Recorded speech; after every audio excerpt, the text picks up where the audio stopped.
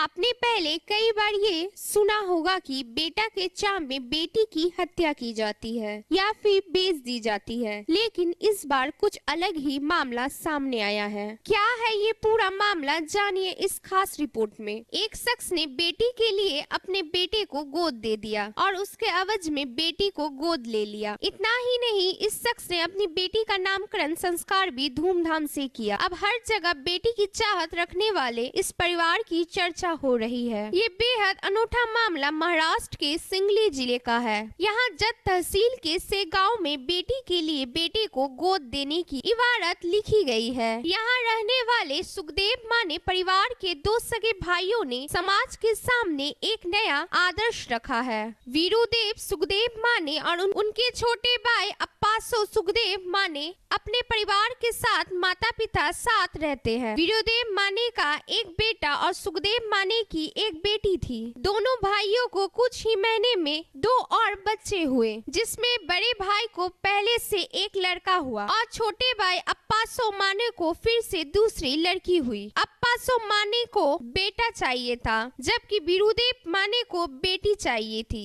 छोटे भाई अप्पासो की पत्नी तेजस्वी कहती है कि दोनों भाइयों ने पहले आपस में अपनी पत्नी और फिर परिवार से चर्चा की। इसके बाद एक दूसरे की इच्छा पूरी करने के लिए बड़े भाई ने अपनी बेटी को छोटे भाई को देना था और बदले में बड़े भाई ने बेटे को छोटे भाई को गोद लेने का निर्णय लिया। सबकी सहमति मिलने के बाद दोनों भाई बहनों का नामकरण संस्कार भी किया गया। पूरे गांव को बुलाया गया और छोटे भाई ने 2 महीने की अविंता को और बड़े भाई ने 2 साल के आरुष को गोद ले लिया। दस्तक पुत्र और दस्तक पुत्री के मामले में कानूनी प्रक्रिया भी कर ली है। आगे चल के किसी भी तरह का कोई पेच न फंसे और किसी तरह की दिक्कत न हो, इसको ध्यान में रखने के लिए सभी नियमों का पालन करते हुए इस प्रक्रिया को पूरा किया गया। अब दोनों भाइयों के लिए इस फैसले की चर्चा के साथ सराहना हो रही है। वीडियो रिपोर्ट कोशी आलोक न्यूज पूर्णिया।